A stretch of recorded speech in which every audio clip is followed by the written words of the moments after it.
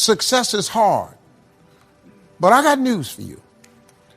Having lived in a car for 3 years, being not successful is hard too. Now, here's the difference between the two hards. Being not successful and hard, and trying to become successful and hard. When you are not successful and hard, there are no options. You can't decide where you're going to dinner. You can't decide if you're going to buy a pair of shoes. You can't decide if you're going on vacation. You can't decide what you're going to eat. Your don't have options. On the road to success, it's hard, but it creates options for you. It does. Look, see, people get hung up on the fact that I'm not a millionaire yet. But hold up, man. There's joy in the journey. See, on your way to becoming a millionaire, how about if you celebrate making $50,000 a year? Don't you remember when you didn't have that? Then when you get $100,000, there's another celebration. Because guess what? It's 2 times more than 50. You make $150,000, there's another celebration. See, there's joy in the journey. But people get bogged down with, I ain't a millionaire yet, and they remain unhappy. And now you block all the rest of the blessings God got for you. Because God, the more you're grateful, the more he gives you to be grateful for. So now, God gives you 150, you got your lips stuck out. Why would he give you some more stuff not to be grateful for? A couple of things kept me going. Most of it was messages that I had learned from my mother. But I learned something about faith. Faith comes from hearing, not from having heard. My mother was telling me those messages years ago. But during my homeless years, I would rehear them, and that's when it mattered. And I had such a grand dream and vision. I was willing to push through to see what the vision was going to be, to see if I could get to the dream. And I kept hearing my mother say words like, God didn't bring you this far to leave you. So I said, okay, well, maybe he ain't left me. Let me just see if I can wake up tomorrow, something will change. Then I kept hearing stuff like faith is the belief in things that you cannot see. Or say, okay, cool. So I don't see nothing but this homelessness right now, but I think I'm going to make it one day. And I just kept going, man. I just kept. Now, don't get me wrong. It was days I wanted to quit, a lot of days. I almost drove back to Cleveland several times and just gave up. But, man, your dreams have to be bigger than all your fears. That's why you have to have big dreams. Because your dreams have to be bigger than all your fears and all your consequences. What makes people go back is you dream too small. See, your problem in life ain't if you aim too high and you miss it. Your problem in life is if you aim too low and you hit it. You messed up now. So when you aim to the moon and you miss, you still amongst the stars. So it kind of keeps you motivated a lot longer, man, to help you push through. Because everybody's going to have a push through moment. Because everybody has a turn back moment. The key to making it is you can never turn back. See, God is always coming. See, look, man, when you ask God for something, God boxes it up, put your name on it, and he ships it the day you ask for it. Soon as you ask for it, he ships it. The problem with the package is he never tells you the date that it's going to arrive. If he did that, it would destroy the one element that he requires, your faith. So God sends your package, but he only delivers to Faith Street. If you step off of Faith Street and you go over here to I Don't Believe It Boulevard, he don't ship there. If you step over here to I Don't See How Avenue, he don't ship there. If you step over here to Ain't No Way Circle, he don't ship there. The package only goes to Faith Street. What happens to the average person is that when the package arrives and you ain't on Faith Street, It's just like the post office and FedEx, UPS. If you ain't there, the package got to go back. You know how many packages you got in heaven with your name on it that got sent back? This real talk, man. This is how it works. Being successful, y'all, is not a magic trick. You have to learn the principles of success. You can be successful at anything. You really can, man. I don't have no education. I'm not really like school smart, none of that. And I got a lot of people work for me, got degrees. See, when I don't know something, I pay somebody to know it. Just come stand around here. I come down here and do the gift. I keep telling the jokes. I'm telling you, God has an incredible life for you. All you got to do is ask him for it. Be willing to put in the work. But now this work part is hard. Success is hard. But let me ask you a question. Ain't not being successful hard too? So now which hard you want? You want the hard with some options or some benefits, or you want the hard with ain't nothing going on? I'm going to take the hard with the option and benefits. Give me that hard. Let me try that. How much time do you have left? When you start thinking about that, we don't know. We don't know. Bobby took all the greatness and all of the talent and all of his abilities to his grave with him. One of the things he could have put in parenthesis under his name, he didn't use all his stuff. And most of us do that. Most of us don't use the stuff that we have brought into the universe. And we want to make a conscious, deliberate, determined effort to start living life with a sense of urgency and using what we've got. Using ourselves up. Sharing what we brought into the universe to share. Because if we don't, nobody else will. Stop wasting valuable time. Knowing that if we begin to live our lives as if each day were our last, our lives will take on a whole new meaning. It take on a whole new expression. Valuing each moment that we are blessed with. The next thing that begins to nurture that hunger, honor yourself as your word. Don't give your word out lightly. When you throw your word out there and you don't honor it, it makes a statement about you.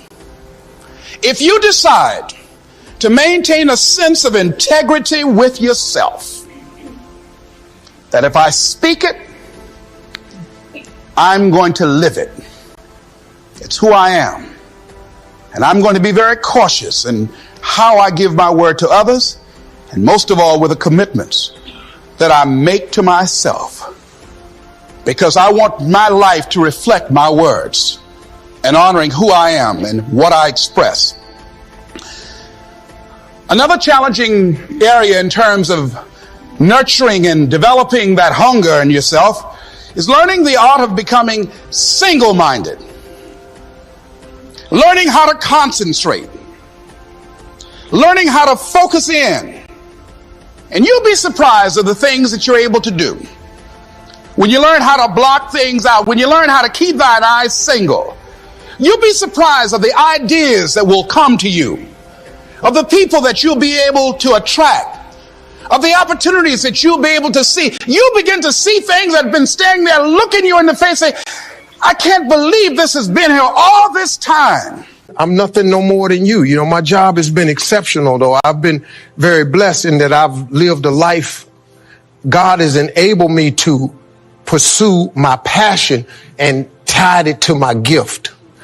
I'm gifted at comedy, and I've been able to pursue it. So I wake up every day, and for a living, I play music and tell jokes. How big of a blessing is that? But you know, people, they look at that, but see, you lose sight of the fact that I'm 54 though. And you don't know the fact that I've been doing this 27 years in order to get to the point where I can wake up and play music and tell jokes for a living. It's like my guest, Tim Gannon, who explained the fact that he wanted to play polo. He didn't buy a pony till he was 40. He saw the first race at 16, the first match at 16. He didn't get that till he was 40. But so people look at him as the owner of the Outback Steakhouse and they go, wow, but they have no idea the journey and the stress. And what I want to talk to you about is stress. What stress is, what it really is. How it's necessary if you're planning on getting to where you're trying to go to. See, stress is God's way of training you. It's preparation. But what most people do is, see, once you get stressed, you don't want that no more. So now you give up. You through. I'm stressed, so I don't want it. Nobody likes stress. You know, I work with a trainer. I have to work out. You know, I'm 54. I'm supposed to, really, I ain't nothing fly, nothing like that. Really, I am. But, you know, I'm not, you know,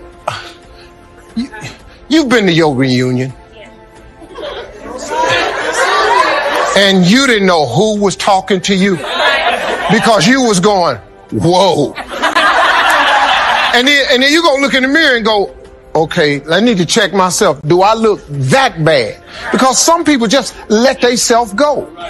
But you got to, in order to develop and to change and to grow, stress is necessary. So you got to be willing to go get it every day. There's a story my father told me all the time. Now, I've heard it several different ways, but I'm just telling you the way my daddy gave it to me.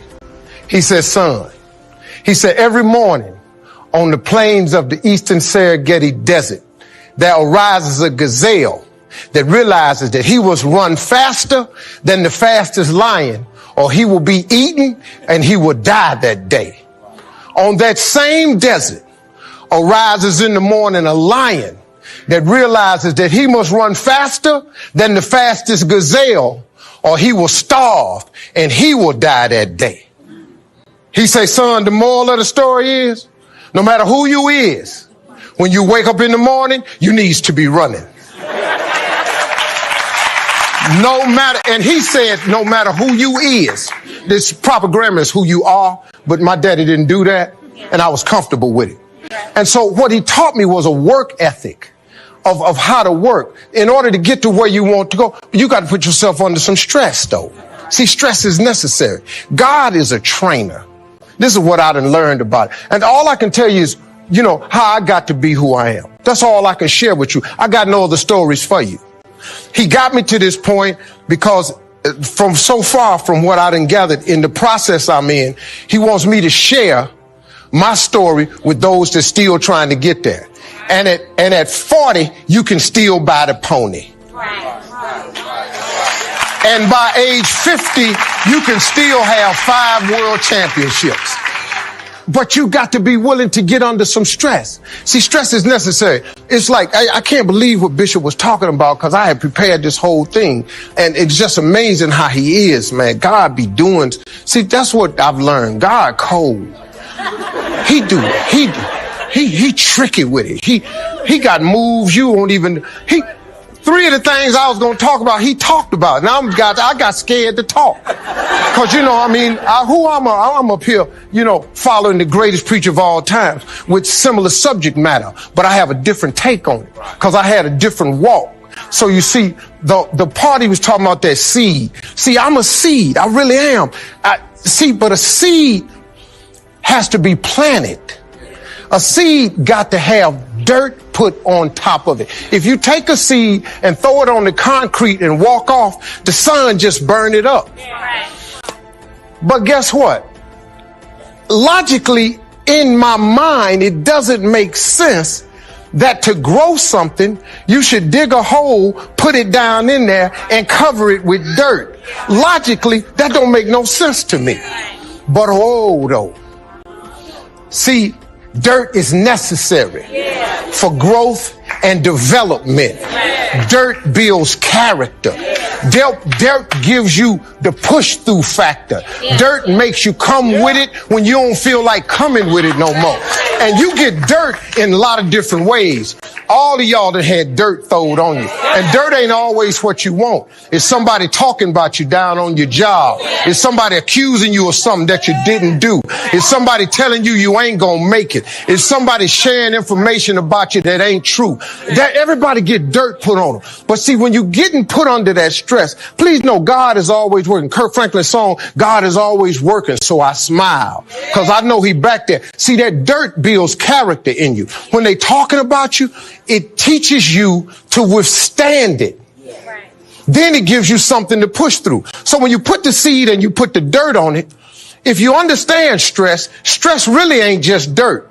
Stress, see, they don't call it dirt when they plant it. They call it soil.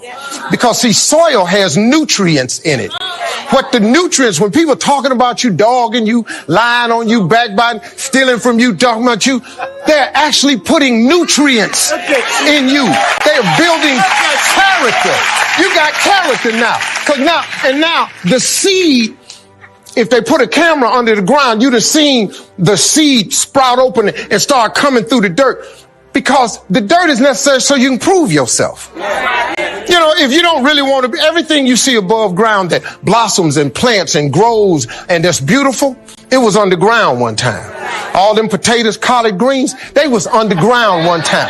Them apple trees, they was underground one time. So they had to prove themselves. See, you want to be successful, well, then you got to prove yourself. You got to push through the dirt. You got to come up through here. You got to come out. Then you sprout. And then Bishop say, then you become a tree. Next thing you know, you got fruit. So when you under stress, take the stress for what it is. Don't get fooled. Don't just think, oh, man, Lord must not mean for it to be. What you tripping for? What you talking about? How you think you gonna be a plant, a tree, a flower, a bush, and ain't no stress? How you gonna get to be that without no dirt? Didn't they do Jesus? How you figure you supposed to get up out of here? He was pretty perfect. We ain't even perfect. See, I expect dirt now. I expect people to talk about me. Matter of fact, I look forward to it now. Do your thing, because if I can weather what happened to me and my family earlier, you can bring whatever you got now. There's some more stuff going around now that's about to happen. Bring it. Because now I have developed a character that is stress. Here's a habit that I do. Maybe it might be of some value to you. I get up in the morning and I start writing what great ideas that I can think of today that can improve me and that will enable me to reach my goal. And I just let my mind flow. Sometimes I write 15, 20 ideas. Some days it's more difficult than others. One idea can change your life. One idea can turn your life around. Deciding that you're going to focus to develop your skills. The guy was the new owner of a baseball team that was in the basement of the league when he took it over. He went to the picture and he said, what is your best throw? He said, well, I got a good curveball and I've got a good fastball. And he went on talking about his different throws. He said, but tell me this, what is your best throw? He thought for a moment. He said, I've got a good fastball. He said, that's all I want you to work on. Nothing else. Just develop your fastball. The next year, they went to the World Series. Most people don't know where their fastball is. Most people go through life never discovering what their talents are. Most people never develop their talents.